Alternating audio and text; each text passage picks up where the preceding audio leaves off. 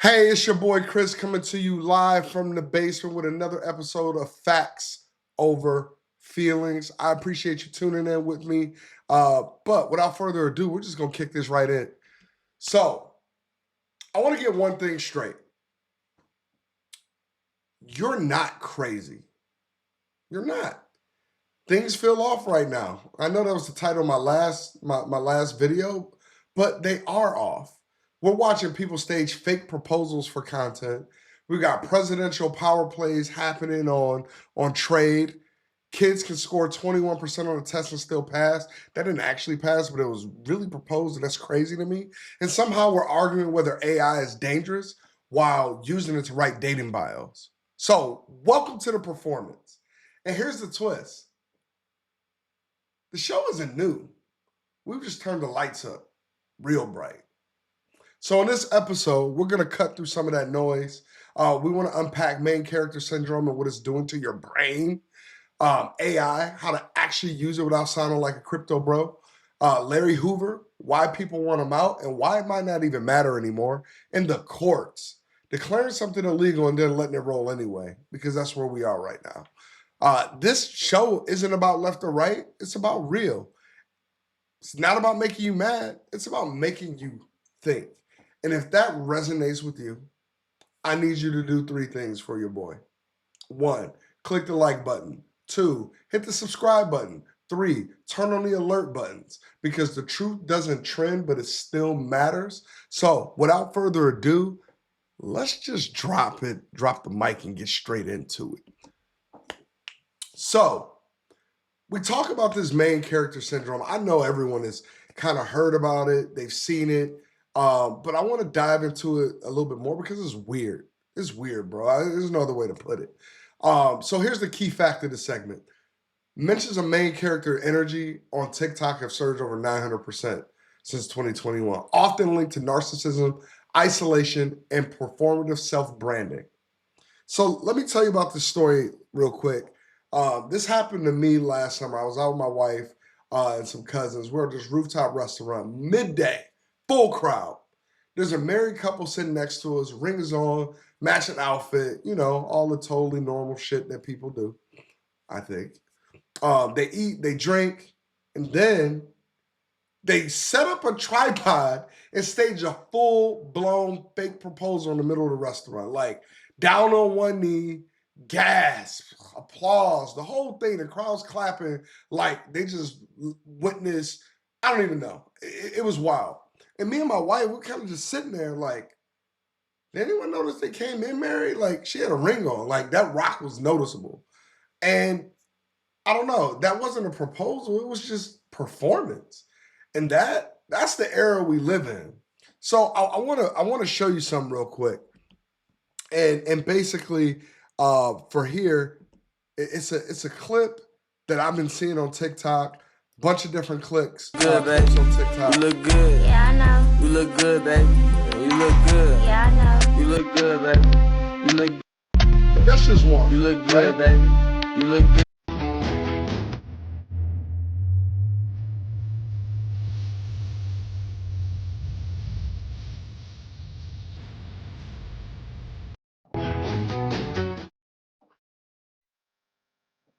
I mean, listen.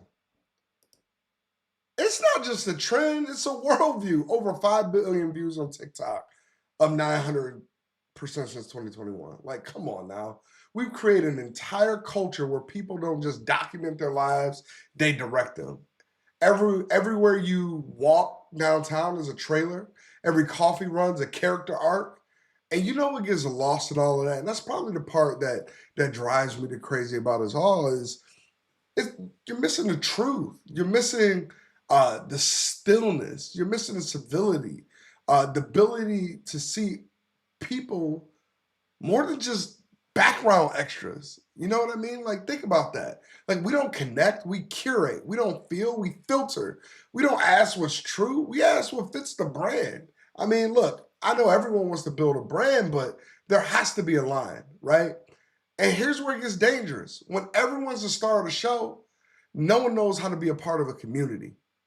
We're so busy broadcasting our greatness, we forgot how to just show up. Think about that. Everyone knows someone that thinks they're great, right? So yeah, it's funny when someone acts like they're in an indie film at a gas station, but it's not funny when that mindset leaks into how we talk to each other, love each other, vote, or raise our kids. Listen, it's lonely to live in a world where everyone's standing in their own show and nobody wants to sit in the audience. Think about that. So what happens when we apply that same mindset to our careers? When we ignore reality and pretend we're safe just because we don't see the shift, right? Think about that. And that's the stuff that I want all my full audience, right? So let's talk about AI and why refusing to adapt doesn't make you authentic, it makes you obsolete because it's some of that same energy that translates here. Look, AI won't replace you, but ignoring it will. Here's the key fact. By 2030, over 70% of all workplace skills will change. Yet only 20% of workers feel prepared for that change. Listen, I didn't come into this trying to learn AI. I wasn't curious. I wasn't drowning. Look, I was the basic guy using it for emails, performance reviews, strategic plans, trying to scale coaching across the team. I needed help. So I opened ChatGPT. First, it helped me rephrase a tough coaching email. Then it helped me build a development plan. Then it wrote a messy workflow doc into something my team could actually use. That was the hook, not the hype. It was the usefulness. And here's what people don't get. AI isn't coming for your job. Someone who's using AI already has had a head start on it. So I want to show you something real quick. And really it just comes down to like, if you're not here yet, I understand it, but I think the reality is this. One of the first steps that you can really do is come over to ChatGPT, right? And just start typing. You don't have to be an expert. All you got to do is just start typing. Type something like, we can do something basic like, what states have the most conservative and liberal laws? Simple. I mean, look, there's a practicality to it. You come in, you get all of this information, and I think it's great. Now, I'm using this for political purposes, but there's a lot of people that want to move, they want to transfer jobs, and why not be able to use a tool at your fingertips that can help you out and do all of the hard work for you, right? It's not about working harder, it's about working smarter. They've told Americans this for so long, and quite frankly, it's not 100% true. So I challenge you all to do that, but think of it this way. This is our printing press moment, our industrial revolution, our internet moment, all rolled into one. So I created a simple 3-phase plan for you to get started, right? So phase 1, it's just casual use. Asking questions, summarize articles, draft code emails, build some confidence. Phase 2, integrate. Have it help with strategy, planning, feedback, research, turning AI into a daily tool, not a party trick. And part of this comes from like integrating it into your workflows and your daily life. And once you start to do that, that's when it becomes that daily tool. When you start thinking like, hey, how can I supplement my own knowledge, my own skills, and the things that I want to do in life? That's when you use AI, right? And I'm currently in phase 3. So the prompt engineering, using tools like Zapier, automating basic tasks, saving time, make your work better, not just faster. And the tools you need are already there, like Skill Build, Coursera, YouTube walkthroughs. You don't need a PhD. You just need 20 minutes a day and a willingness to stop being scared. I don't know if you see it, but there's a lot of companies, right, that are adopting an AI first mentality. And what that means is if you don't know how to use AI, they don't want you. They don't want you there. So think about this. If you're watching this video and you're not using AI, you're behind the curve. Your ChatGPT in I won't say in its current form, but the actual tool released in 2022. So we're, almost 3 years into this revolution. And so I would ask you, where you standing at? You got to be there. It's not going to wait for you. We always talk about people feeling like they're left behind in the country and in the world, but the shit's happening in front of your face. You just choose not to accept it. So you have to accept it. AI is not cheating. AI is just a calculator. You're not supposed to fight it. You're supposed to learn how to use it faster than the guy sitting next to you. So if you're still out there saying, I don't trust it, or that's not for me, that's cool. But someone with fewer credentials and less experience just finish your job in half the time. And guess what? They're moving on to learn yours next. So get on the AI bandwagon. So I'm paused here for a second, halfway through, but just want to give you the reminder, if you like what you hear, the things that you see, I want to remind you, click the like, subscribe, and alert bells. It really goes a long way to help support the channel. Not to mention, your boy I have some apparel, authentic Facts Over Feeling brand. Again, you can go www.factsoverfeeling.com, place an order, it'll ship 7 to 10 days. Some straight fire. I'm gonna be coming out with a lot more designs, a lot of things. I'll be dropping some merch, so hopefully, again, we get to that 4,000 subscriber mark. I will be sending merch out to some of my top followers, to the people that are dropping comments. I will be reaching out to you personally, thanking you personally, because the support means a lot to me. So I appreciate that. But on to my next segment. I want to head over to Chicago. So something happened yesterday, and it's interesting, and it's all about Larry Hoover, a city where Larry Hoover still echoes, even though the city's changing without him, right? So if you think about this, Larry Hoover was partying yesterday, and that sounds like he'd be released, but not so fast. Not so fast. And I also want to talk about what that means for the city of Chicago, right? For you guys that are watching that don't know who Larry Hoover is, I'll kind of dive into that just a little bit. And then just kind of talk about a little bit of the progress that the city is making on its own. In April 2025, this is the key fact of this segment, by the way. Chicago recorded just 20 homicides. 20. Now, look, I know when we're talking about homicides, no number is acceptable. 1 is not acceptable. But having 0 homicides in a city, in a metropolitan area that has 10 million people, it's just somewhat unrealistic, because we are, a violent society by nature. However, that was the lowest number since 1962 for a month of April. Think about that. So citywide shootings and murders have declined significantly year over year. And these are facts. But I also want to get the facts straight about Larry Hoover. My man's is not walking out of prison anytime soon. Even though he got released from federal custody, he's still serving a 200-year sentence under Illinois law. So even if the federal government gave him a second chance, the state locked him up for life. But people still want to talk about him like he's one move away from saving the city. Why is that?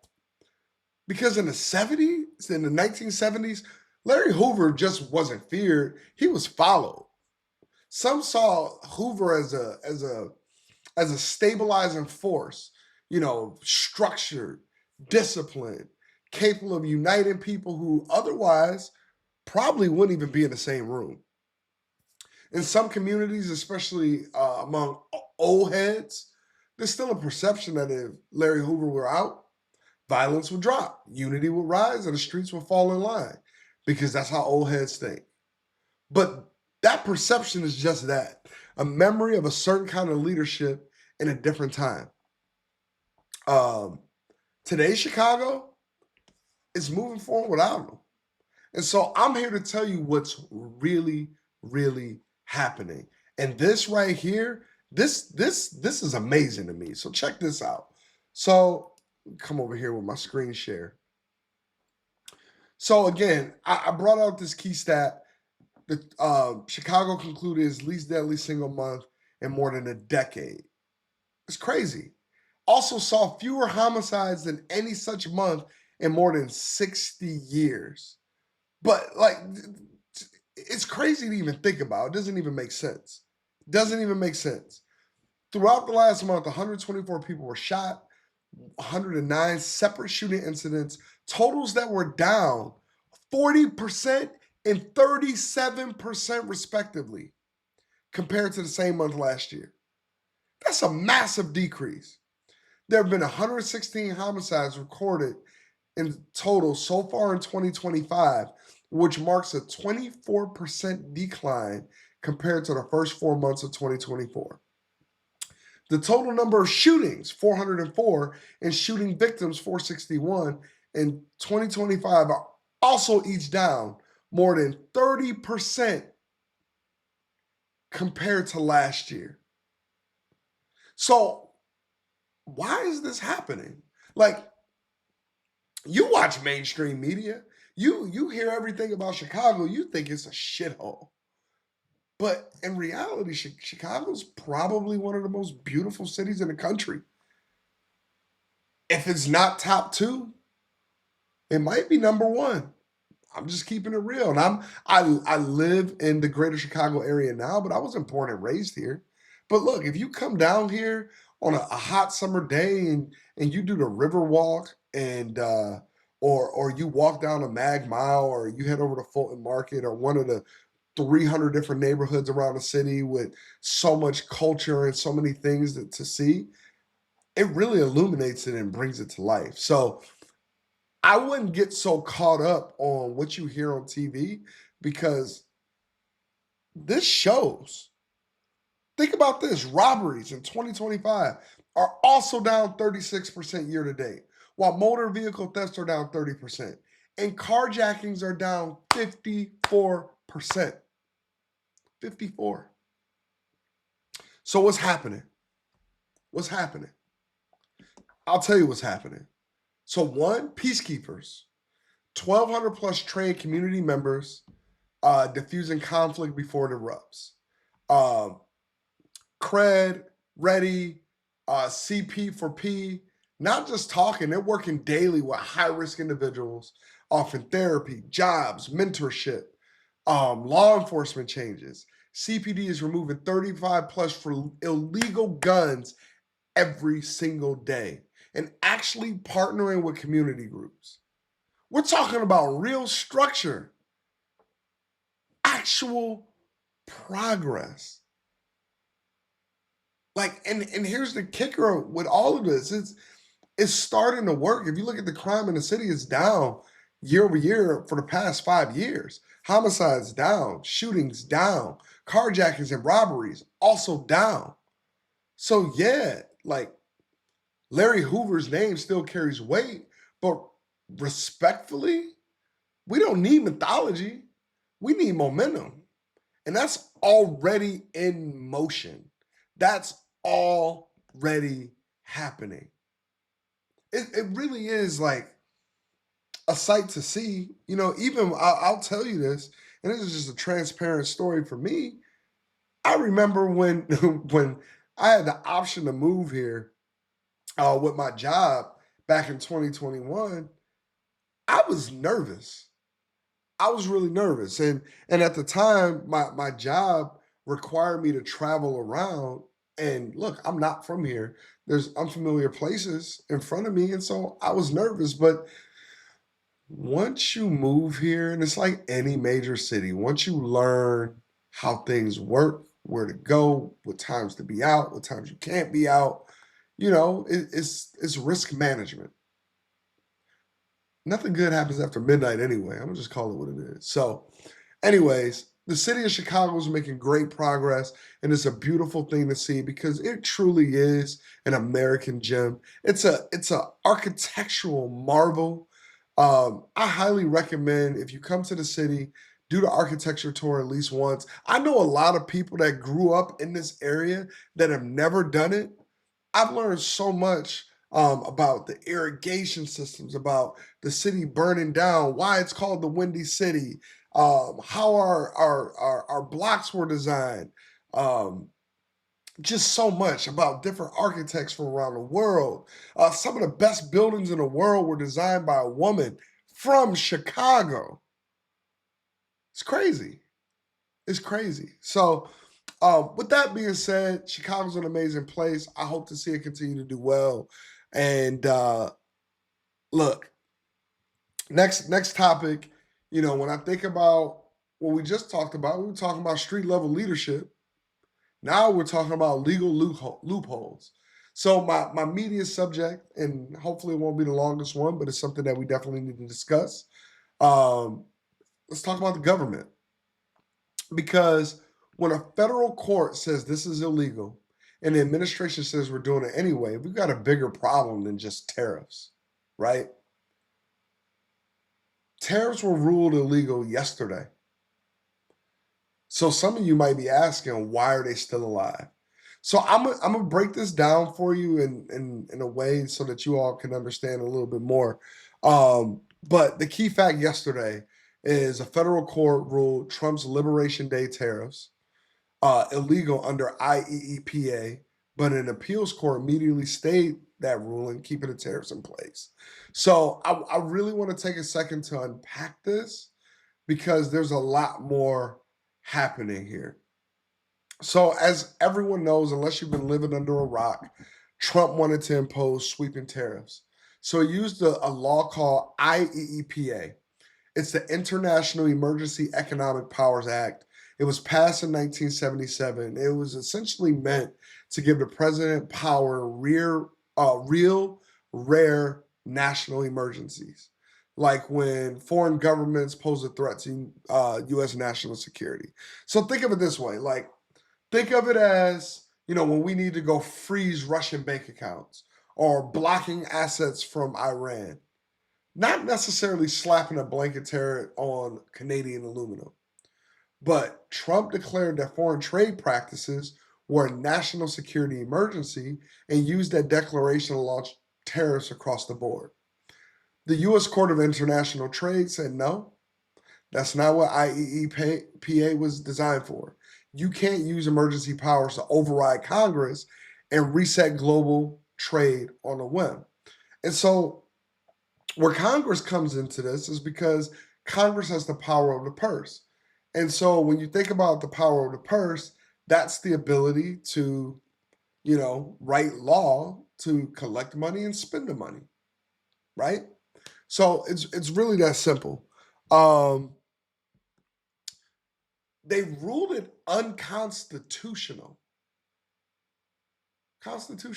Unconstitutional. And the very next day, an appeal court paused the ruling. So now the tariff's still on. I woke up this morning, I was pumped. I was like, man, tariffs are going to be off. But they're not. And here's where this hits real people, right? Small businesses, higher import costs, thinner margins, slower inventory, consumers, price hikes on everyday goods from electronics to foods, workers, retaliatory tariffs abroad equals lost jobs here. And here's the scariest part. If this precedent holds, any president, left, right, or center, can declare a national emergency and sidestep Congress to write their own trade policy. Let that sink in.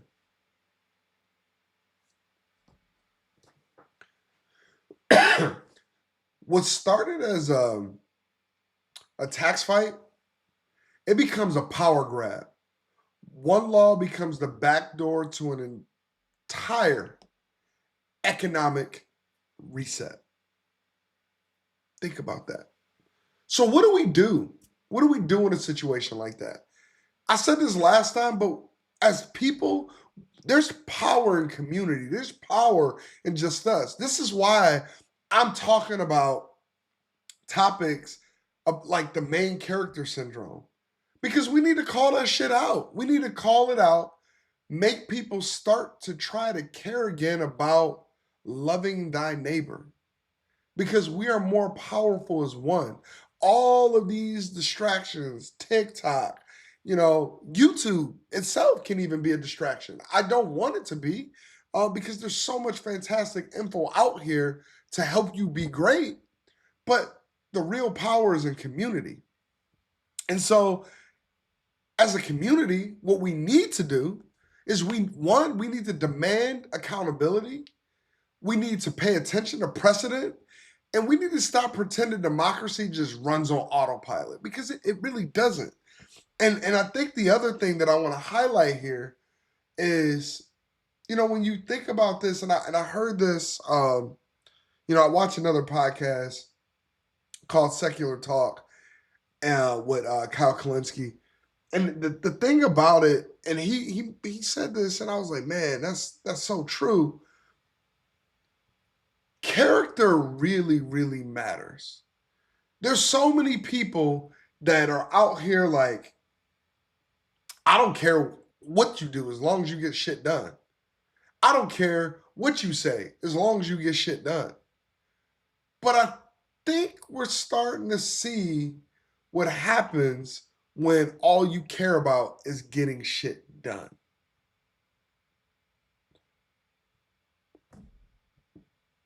That's the reality. So let's close this out for tonight. Because we're starting to fake proposals and TikTok. Drama just escalated to economic instability and unchecked executive power. This ain't doom, but it is a warning. It is a warning. And it's a warning that we all should hear as a community. Not as Chris, not as my wife, not as my neighbor, all of us together. So, as a recap, main characters, AI panic, street legends, executive overreach. This wasn't just a hot take week. This was a systems check. So what do? We got to stop spectating. We got to start questioning. We have to connect the dots. It really is that simple.